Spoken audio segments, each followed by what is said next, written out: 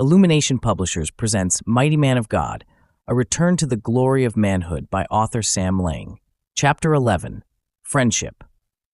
We begin this chapter with the scripture, 1 Samuel 20:42, which reads, Jonathan said to David, "Go in peace, for we have sworn friendship with each other in the name of the Lord, saying, The Lord is witness between you and me, and between your descendants and my descendants forever."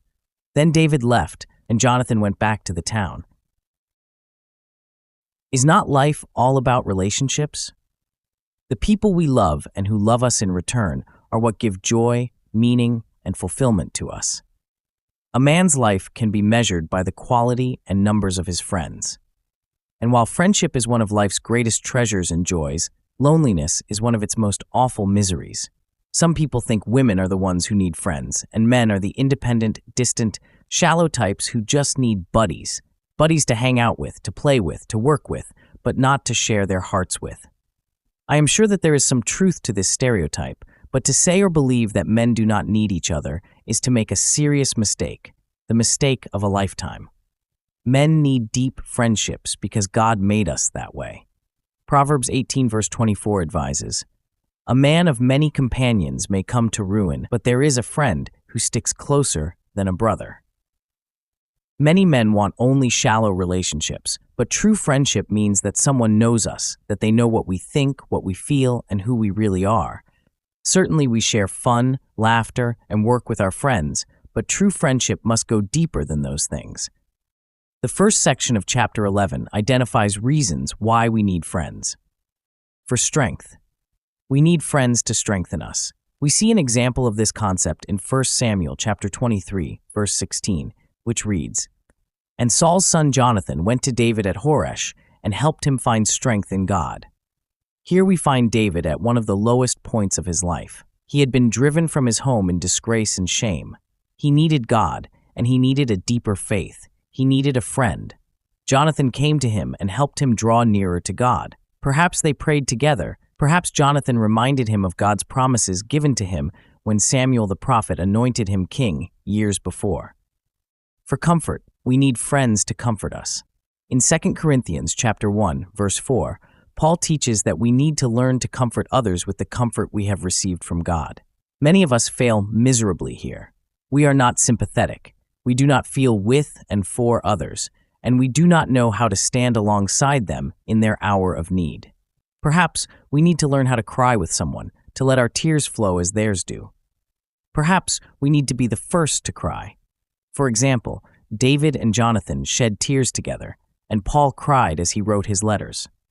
I would say that if another man has not seen you cry, your relationship is not that close. If you say to yourself, "I'm just not the emotional type," then you are denying the lordship of Jesus in this area of your life, because Jesus was an emotional man who showed his feelings in front of his closest friends. Consider the moment recounted in the Gospel of Matthew, chapter 26, verses 38, where Jesus, in the Garden of Gethsemane, pleads with his friends to stay with him because his soul was overwhelmed with sorrow. For advice, we need friends to advise us. The book of Proverbs is full of wise counsel, and in chapter 27, verse 9, it declares, "Perfume and incense bring joy to the heart, and the pleasantness of one's friend springs from his earnest counsel." Friends give us their wisdom and advice in the great and small matters of life. Men are often too proud to seek advice. We feel that this is a sign of weakness, that it will cause others to lose respect for us, or that it will give others the license to run our lives. This kind of thinking is unspiritual, ungodly, and worldly. It will deny us one of the great sources of God's guidance in our lives. I make it my practice to frequently seek the counsel of other men. I ask advice on anything of importance, from how to spend my time to how to spend my money, from buying a house to where I send my kids to school, from how I can grow spiritually to how I can better build my church. All of these and more do I lay before my friends. I cannot say how many times the advice of brothers has spared me from the worst of mistakes. Nor can I say how much the wise counsel of other men has guided me into some of the very best decisions of my life. I have at times neglected the advice of friends and paid a terrible price.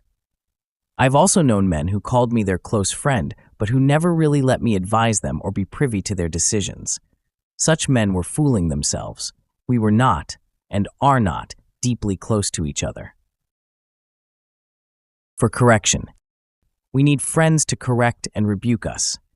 Once again, the timeless wisdom of Proverbs shines on this topic, advising us, mighty men, as chapter 27, verse 6 declares, "Wounds from a friend can be trusted, but an enemy multiplies kisses." Your best friends must tell you the truth, even when it is hard for you to take it. Advice is one thing, correction and rebuke are another.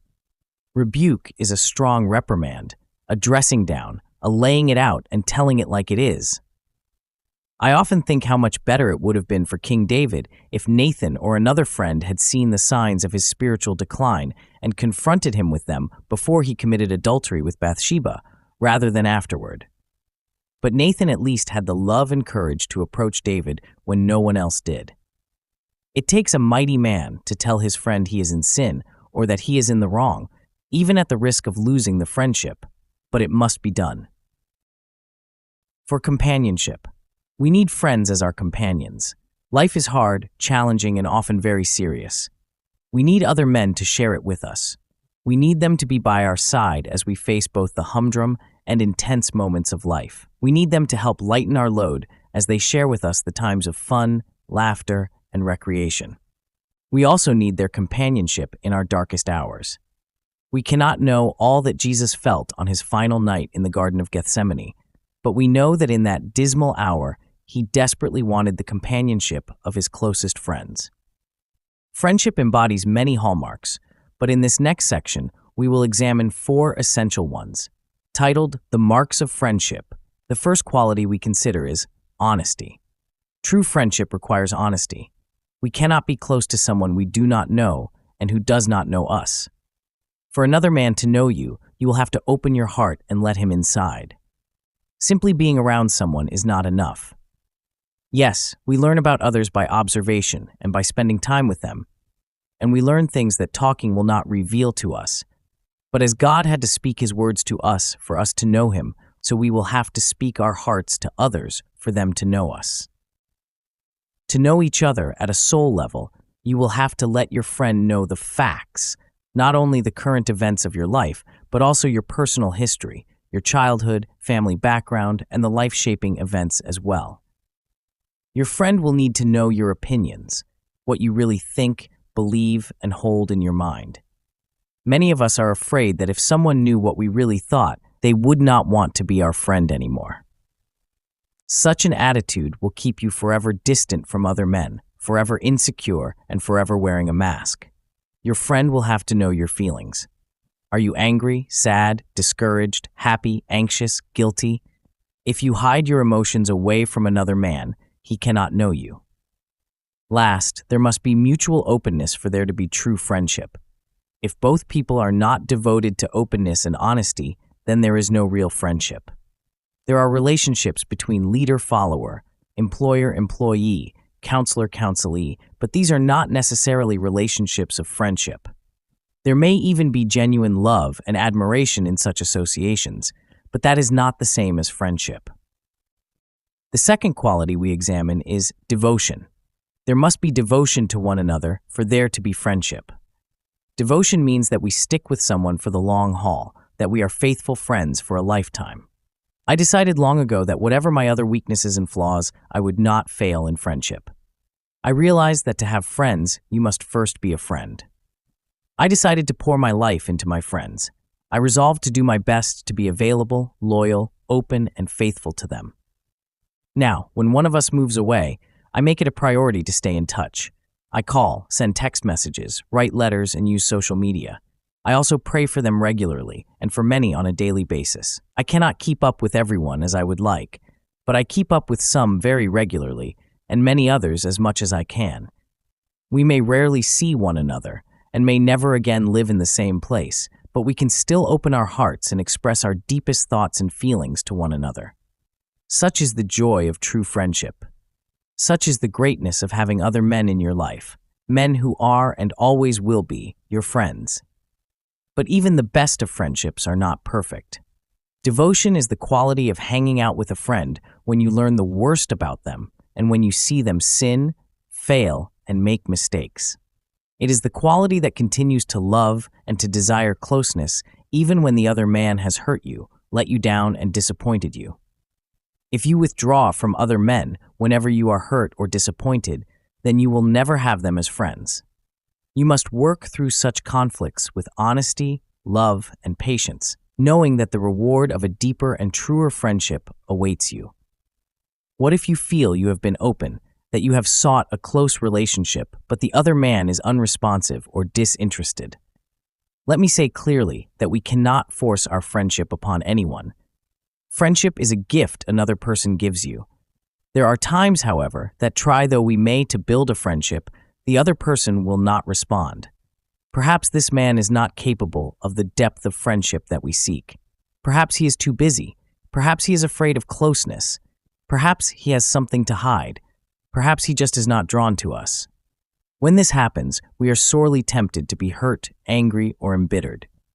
It is a painful thing to extend our friendship and have our efforts fall flat. What are we to do? We have to pick ourselves up, get back on the track, and keep on running. Remember that while love is commanded, friendship is a bit more magical. I have wasted time and energy in my life wishing for some guys to be my friends. All I did was become weary and lose confidence. In the meantime, I overlooked the other men around me who were eager for my friendship. When I stopped trying to force relationships and continued to act in a friendly, caring manner, some of those guys eventually became my close friends. Others have not, and probably never will. But life is too short, and God is too good for you to waste time worrying over a failed attempt at friendship. The third quality we explore is expression. To have friends, you must become an expressive man. By this I mean more than plain honesty. I mean expressing your feelings of admiration, respect, and love for your friend. As men, we are often leery of telling another man that we need him. The brothers to whom I am the closest are those to whom I have expressed my feelings most deeply, and they to me. It is pride and fear that keep us from being this way. Even as you read this, some of you fear that if you were this open, it might show weakness, that you might look foolish, or that perhaps you would be considered effeminate or to have homosexual tendencies. Read through the letters of Paul in the New Testament, and you will find him to be a strong man who is unafraid to express to his friends his deepest feelings and needs. One of my best friends, Reese Nayland, never writes me a letter or card in which he does not close with the verse found at the heading of this chapter. The verse that says that Jonathan and David had sworn friendship to each other for life. There is a deep love between us. We are like blood brothers. We have shed tears as we have discussed those feelings and as we have written to each other about them. The fact that men deny themselves this kind of expression is one reason their relationships are so shallow. We have a warped sense of masculinity and sexuality if we think that tears, affection, and the expression of deep gratitude are reserved for women, for weak men, for homosexuals, or for the most intense moments of life: sickness, the death of a loved one, or a winning touchdown. The fourth quality we explore is generosity. This is one of the greatest requirements of friendship. In 1 Samuel, the first 4 verses of chapter 18, when Jonathan gave his heart to David, he also gave him some of his most prized and meaningful possessions: his robe, tunic, sword, bow, and belt. If you want friends, give. First and foremost, give of yourself, then give gifts. Friends cannot be purchased by gifts or money, but there is no friendship without generosity, and that generosity will involve the gifts of our time, our attention, and our possessions. Stingy, thoughtless men do not have friends. If you do not give gifts, birthday gifts, or other types, prepare for a life without many friends. Gifts are the tangible expressions of our love. They are the ways we leave someone with a definite expression and remembrance of us and our friendship. They serve as a symbol of all that the person means to us. It says something about your friendship when someone remembers your birthday, and so does forgetting it. You may dismiss it by telling yourself, well, I'm sure it just slipped his mind. But it still means something is missing. I am not saying that you must exchange birthday gifts every year to be friends, but I am saying that this type of relationship lacks the closeness it could have. I do not get to see or talk to my friend Kip McKean that often, but ever since we have known each other, we have consistently exchanged birthday gifts. Each year, several days before my birthday, I find Kip's present and card in my mailbox. In spite of being separated for most of the more than 25 years of our relationship, our mutual remembrance has played an important role in keeping our friendship alive and growing. The next section is titled, Expanding Our Friendships. We must realize we will have different kinds of friends and different levels of closeness. Friendships vary according to the complexities of the human heart and to the intricacies of shared experiences.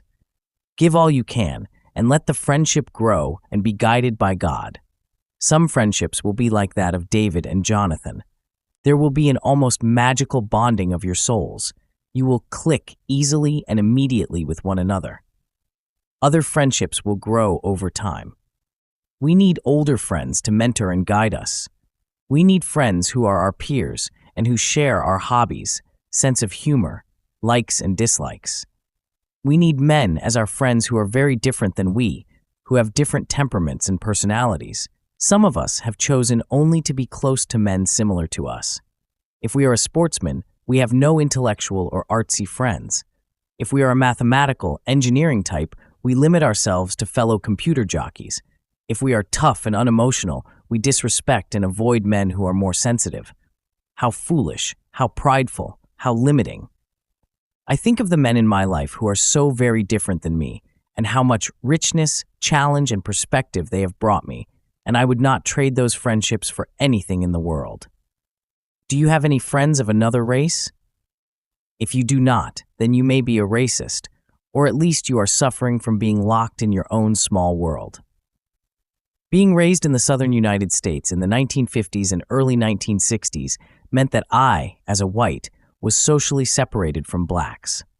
When I came into God's kingdom in 1969, that immediately began to change, and I am eternally grateful. Getting to know and love many men of color in the church has radically altered the worldly mindset I grew up with and has given me a respect, affection, and insight I never had before. This is true of those who are Black, Hispanic, Asian, Native American, and those of other races who have befriended me and whom I have befriended. These friendships have enriched, changed, and elevated my life immensely. I sometimes look back on my earlier years and think how ignorant, foolish, and limited a human being I was in those days.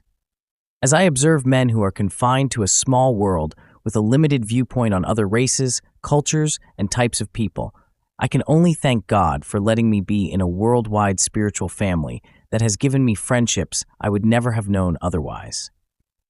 As we conclude Chapter 11, I challenge you to actively embrace life's moments, cultivate deep relationships, and never let the beauty of human connection pass you by. A lifetime provides us the amazing opportunity to forge friendships with countless different people, and each friendship will be unique. You sometimes are given the gift of friendship when you seemingly make no effort at all. Such a gift is rare, and when it is given us, we should deeply appreciate it. Other friendships grow with time and experience. Some of the best friends we can have are those that come after months and years of working side by side, and as the time passes, the shared victories, defeats, and experiences draw us together. Other friendships are ones that we initiate, that we work for and give ourselves to, and are rewarded by a responsive heart. I want to close this chapter with a few lines from a song written some years ago by my friend Dave Graham. He wrote it as an expression of our friendship as I was moving to another city, and I share it with you with a prayer that you will have and be a friend like this. Old friends never die. Old friends never die. Just as sure as the sun, it'll cross that big old sky. Old friends never die. I'll see you soon, my friend, on the other side. 'Cause old friends like you, old friends ain't never gonna die. Mighty Man of God Audiobook. Copyright 2025, Illumination Publishers. All rights reserved.